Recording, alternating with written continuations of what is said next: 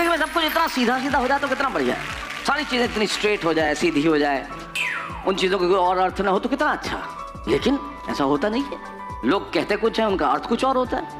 जो कहना चाहते हैं वो कहते नहीं, जो कहते हैं वो कह नहीं पाते, जो कह पाते हैं वो समझ में नहीं आता, जो समझ में आ जाता है वो क्या का पता नहीं चलता, जो बोल रहा है उसे खुद नहीं मालूम वो क्या बोल रहा है, और जो बोल रहा है उसे ये भी नहीं पता कि वो क्यों बोल रहा है, और जब बोल रहा है तो ये कहता है कि आखिर तू क्यों बोल रहा है। उनमें से कई दूसरे अर्थ निकल जाते हैं, सवाल सीधे सीधे होते हैं, जवाब आदमी क्या एक्सपेक्ट करता है, अपेक्षा करता है और कुछ और ही निकलता है। जैसे एक साहब से किसी ने सवाल किया, बताइए, अच्छा जो सवाल करने वाले होते हैं वो इतना ड्रामेटिक हो जाते हैं, बताइए, उससे पूरा ड्रामेटिक अंदाज में कहा, बताइए अगर जंगल में आपकी सास और आपकी पत्नी दोनों जा रही हो और शेर उस पर हमला कर दे तो आप किसे बचाएंगे? सवाल, हाँ, सास को बचाएंगे या पत्नी को बचाएंगे? यकीनन शेर को बचाएंगे, बचे ही कितने हैं।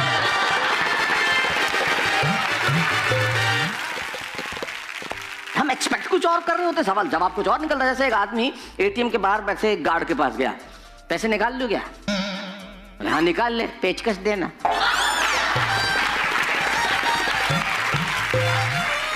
एक उकता हुआ पति घर में बैठा हुआ था और पत्नी आई, सुन ना, अच्छा हॉरर फिल्म देखें? बोले तो सीधा बोलना, तुम मेरे को क्यों डरा रही है? नहीं, हॉरर फिल्म का शौक है मुझे। बताओ ना कौन सी देखें? शादी की डीवीडी ले आप। उससे ज्यादा और कुछ नहीं हो सकता। जीवन में लोग बोले कुछ, निकले कुछ। अच्छा, कई बार समझ में भी नहीं आता क्या करना। मेरे साथ हुआ, एक बिल्कुल नवयुवती एकदम सर्दी में ठिठुरती हुई जा रही, एकदम से कम कम कपड़े पहन रखे, ठिठुरती हुई जा रही थी। मैंने कंबल दे दिया, भाई साहब करीब नहीं हूँ, शादी में जा रही हूँ। तो मुझे आज तक समझ में नहीं आया, शादी में लड़कियां तैयार होकर जाती है ना, ठंड क्यों नहीं लगती? हमें तो लगता है ऊपर रजाई भी पहन ले कोट वोट के ऊपर, ये बिल्कुल इन्हें ठंडी नहीं लगती, समझ में नहीं आता। तो हो सकता है इनके पास कुछ अतिरिक्त इलाज हो ताकि ये बता सकें कि ऐसा क्या है जिससे गर्मी वाले वस्त्र न पहन के भी ठंड न लगे। लेकिन कुछ लोग होते हैं जिनके पास कुछ ना कुछ इलाज जरूर होता है। जैसे हमारे समाज में ऐसे लोग बहुत घूमते हैं जिनके पास बहुत इलाज होता है। आप कहीं भी चल जाए, मेरे घुटने में दर्द है, एक काम करो, हल्दी लो, नमक लो, काली मिर्ची कूटो और फिर एलोवेरा में घोल के पट्टा बांध लो।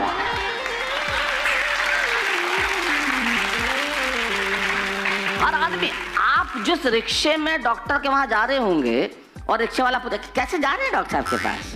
साहब हम तो जरा पेट में दर्द है। अरे कहाँ पेट में, पैसा खराब कर रहे हैं। पुदीना है घर में, पुदीना लो, अदरक लो, जीरा लो। वो रिक्शा चलाने का काम नहीं कर रहा है, आपको इलाज बता रहा है। हिंदुस्तान में इलाज बताने की परंपरा बड़ी पुरानी है, लेकिन हर चीज का इलाज हंसी है। जीवन में अगर आप खुश रहेंगे, हंसेंगे, तो फिर किसी दवाई की जरूरत। मोबाइल का जमाना है, वातावरण मोबाइल से प्रभावित है और कवि भी वातावरण से प्रभावित होकर कविता लिखता है। बिल्कुल। मैं पहले जमाने का टेलीफोन लैंडलाइन वाला और पहले जमाने की पत्नी और आज की पत्नी और आज के मोबाइल, इसकी तुलना करते हुए एक रचना आपके समक्ष प्रस्तुत करता हूं। अरे वाह, क्या बढ़िया विषय है भाई, बहुत अच्छे। देखिएगा तुलना।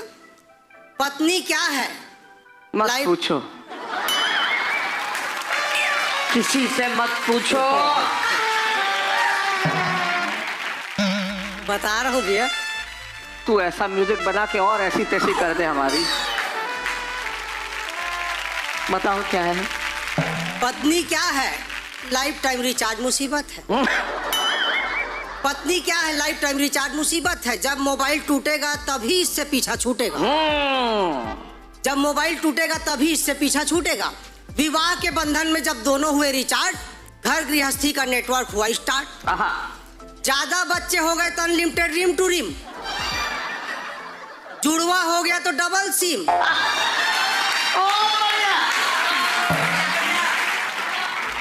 ज्यादा बच्चे हो गए तो अनलिमिटेड रिम टू रिम, जुड़वा हो गया तो डबल सिम, कुछ नहीं हुआ तो नेटवर्क प्रॉब्लम।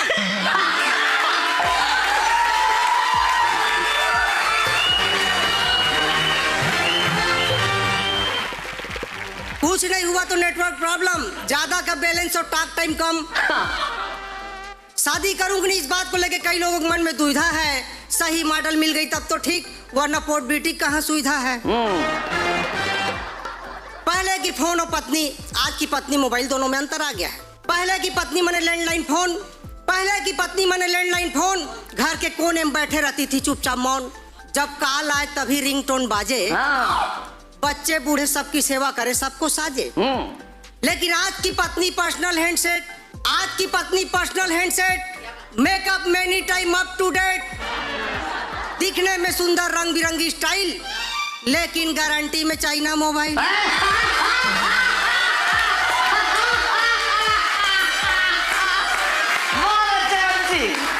आज की पत्नी personal handset, makeup many time up to date, दिखने में सुंदर रंग बिरंगी स्टाइल, लेकिन गारंटी में चाइना मोबाइल। चली तो चली, नहीं तो पैसा डूब गया। आधा घंटा काम की सॉफ्टवेयर उड़ गया। आधा घंटा काम की फिर सॉफ्टवेयर उड़ गया। फिर खा पी के मोहल्ला में गप मारने मस्त, और जब बुलाओ तो कहती है इस रूट की सभी लाइनें हैं। बहुत बढ़िया बच्ची, बहुत अच्छे, क्या बात है, बहुत बढ़िया।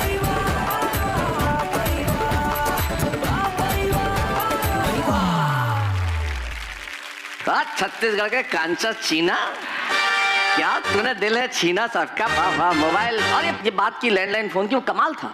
वही इस पीढ़ी ने नहीं देखा होगा वो दौर, चूंकि मैं तब छोटा था, मैंने देखा है।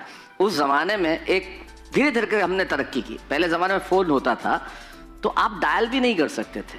आपको फोन उठाते थे आप, तो टेलीफोन एक्सचेंज में जो ऑपरेटर था वो बोलता था नंबर प्लीज, तो आप नंबर बताते थे मुझसे कि 248 लगा दो, तो वो 248 लगाता था। और उसकी मर्जी हो तो बात आपकी छोड़े, नहीं तो पूरी ऑपरेटर को सुनाई बात देती थी। उसके बाद जमाना आया डायल करने वाला, जब लड़के लड़कियों को एक घंटी देखे और कुछ न बोल के फोन रख देते थे। ये जमाना भी काफी रहा है ना।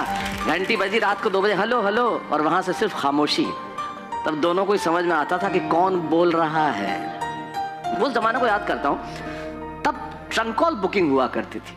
180 एक नंबर हुआ करता था, और 180 आप ट्रंक कॉल बुकिंग के लिए होता था। 180 लगाते थे और कहते थे भाई दूसरे शहर में हमें इससे बात करनी है।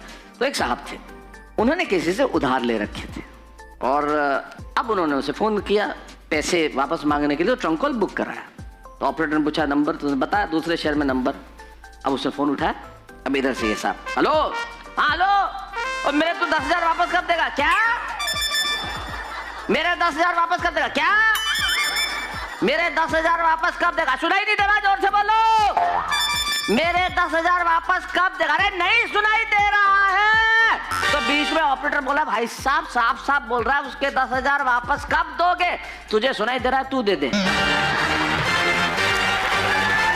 अपना कौवे पाठ करता हूँ, 4-4 लाइनों से आपको जोड़ता हूँ।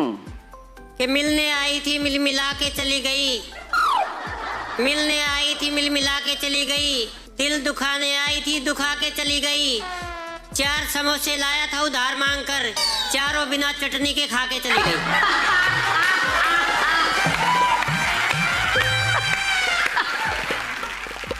एक दिन कह रही थी कि आप मुझे पसंद हैं, मैं गीत गजल हूँ आपकी, आप मेरे छंद हैं। फिर रुपये 50,000 ले गई उधारी मांगकर, ससुरी का 3 महीने से फोन बंद है।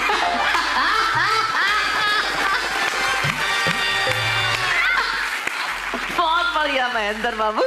शैलेश भाई, मैं आपको बताना चाहता हूँ, ये माया ऐसी ही है। आदमी चाहे मंगल को झपट ले, चाहे चांद को झपट ले, पर हिम्मत इतनी नहीं अपनी लुगाई से निपट ले। सही बात है, बिल्कुल सही बात है। सर एक बात और बताना चाहता हूँ कि अपनी बेवकूफियों पे ढंग से पर्दे गेरे नहीं है, और मैं समझ गया ठीक लखन तेरे नहीं है। कल गुस्से में आके तू लौटा तो गई जालिम, ध्यान से देख लेती ये प्रेम पत्र मेरे नहीं है। बहुत बढ़िया। नहीं तो ऐसे में लड़कियां क्या करती, बड़ी स्मार्ट हो गई आजकल। वो करती नहीं है, वो जैसे कोई अपने प्रेम पत्र वापस मांग लेना तो पूरी टोकरी उठा के लाएंगे, अपने छांट लो। बिल्कुल ठीक कह रहे भाई साहब, ऐसा ही होता है कि समझदार हो, पहले प्यार में खुली छूट मत दो। हाँ, बड़े काम की बात। समझदार हो, पहले प्यार में खुली छूट मत दो, खुद कंगाल हो जाओ, इतनी भी लूट मत दो। प्यार से ज्यादा अपनी जेबें संभाले रखना, नमकीन बिस्कुट तो ठीक है, ड्राई फ्रूट मत दो।